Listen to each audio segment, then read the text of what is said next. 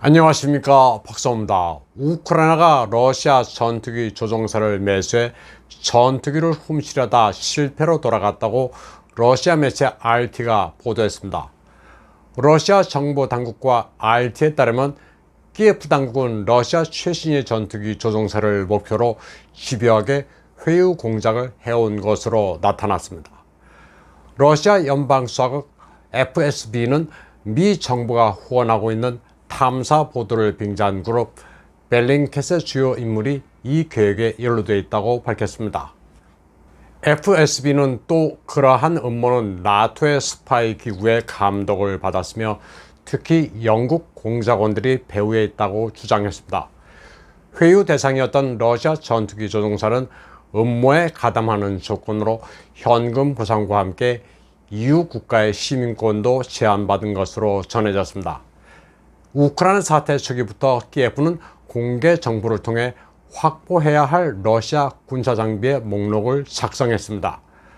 러시아군이 비싼 군사 장비를 가지고 망명하도록 금전 보상을 약속했는데 전투기나 헬기, 전차를 가지고 넘어오면 최고 100만 달러를 준다고 회유했습니다. 초기에는 공개적으로 러시아군의 망명을 촉구하다 별 소득이 없자 키예프의 정보국은 개별 전투기 조종사를 목표로 정했습니다. 50만 달러를 벌 기회가 있다고 접근했습니다.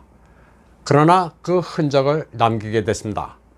그런데 러시아 연방수사국 FSB는 RT 기자 마리아 피노시바와 함께 이를 추적하면서 전모가 드러났습니다. 키예프는 러시아 공군 수호이 34와 뚜폴레프 22 M3 전략 폭격기에 관심을 가졌던 것으로 드러났습니다. 회유 목표가 됐던 수호이 34의 한 조종사는 전투기를 훔쳐 망명하면 100만 달러를 주겠다는 제안이 장난 같아 믿지 않았다면서 처음에는 그들과 대화하기가 꺼려졌다고 털어놨습니다. 그러다 좀 심각하게 얘기하는 것이다 싶어 이를 러시아 정보당국에 신고하고 그 과정을 모니터했습니다. 조종사는 그들과 대화를 나누다 보니 우크라이나 정보기관과 그들의 서구 파트너가 개입됐다는 것을 믿게 됐다면서 그들은 유럽 국가의 국적과 해외에서 편안한 생활을 약속했다고 폭로했습니다. 키예프의 정보 요원들은 그들이 접촉한 러시아 조종사들이 반역을 저지르고 전투기를 훔쳐 망명할 준비가 된 것으로 믿었습니다. 그리고 러시아 조종사는 기술적인 세부 사항을 논의하기 위해 우크라이나 조종사와 연락하게 됐습니다. 러시아 조종사와 연락이 닿은 우크라이나 조종사는 안전한 망명 코스도 일러줬습니다. 시가지는 휴대용 대공 미사일이 배치됐으니 이를 우회하면 된다고도 했습니다. 또 설령 휴대용 대공 미사일 배치 지역을 비행한다 하더라도 미리 방공여단에 1시간 동안 쏘지 말 것을 지시할 수도 있다고 말했습니다. 그 덕에 러시아 조종사는 우크라이나군의 방어 시스템 배치구도, 각종 정보 전술지도 같은 유용한 정보도 취득했습니다. 우크라이나 정보당국은 러시아 조종사에게 실제 특정 전투기에 접근할 수 있는지를 증명할 것을 요구했습니다. 그러자 조종사는 구체적인 숫자가 적힌 종이를 들고 전투기에 오르는 모습을 촬영해 우크라이나 측에 보내고 영상 하나당 수천 달러의 수수료를 받기도 했습니다.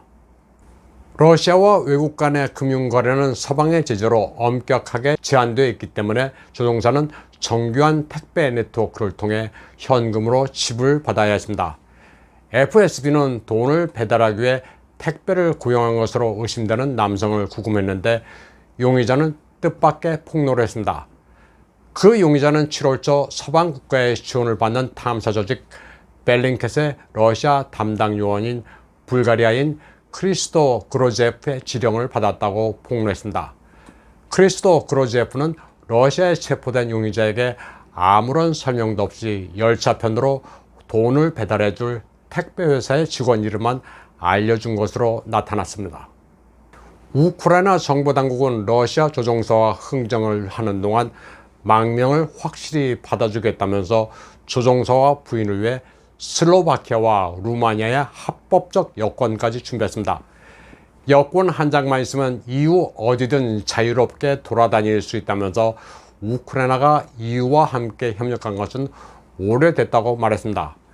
러시아 연방정보국은 이에 대해 조종사가 만약 회유에 넘어가 망명을 했더라면 곧바로 우크라이나에 인질이 됐을 것이라고 평가했습니다. FSB는 이번 공작이 서구, 특히 영국 정보기관이 개입돼 있다고 말했습니다. FSB는 그로제프는 MI6와 연관돼 있다면서 우크라이나 정보부는 최근 들어 외국 스파이와 협업한다는 사실을 더 이상 숨기지도 않는다고 말했습니다. 우크라이나 정보부는 이 조종사에게 전투기를 몰고 망명하기 위해 부조종사를 기절시키는 방법도 제안했습니다. 폭저 전투기인 수호일 34는 2명의 조종사가 탑승하고 투폴레프 22M3는 4명이 탑승합니다. 우크라이나 정보부는 조종사에게 클로펠린이라고 하는 고혈압 약을 쓰라고 제안했습니다. 클로펠린은 강한 심정제로 강도들이 피해자의 정신을 잃게 할 때 흔히 쓰는 약물입니다. 출격하기 전 동료 조종사가 커피를 마시는 틈을 타 복용하도록 하라고 지시했습니다. 그러면서 약효가 3, 40분 후에 나타나니 시간을 잘 맞춰야 한다고까지 설명했습니다. 조종사는 또 우크라이나 측이 조국을 배신하고 망명하더라도 나중에 포로 교환 형식으로 러시아에 되돌아갈 수 있다고도 회유한 것으로 나타났습니다. 다음 소식입니다. 마이단 폭동은 정권만 교체했을 뿐 시스템은 바뀌지 않았다면서 실패라고 규정했던 우크라이나의 유명 블로거 유리 카시아노프가 키예프 당국의 강제 징집에 대해 반대 목소리를 냈습니다.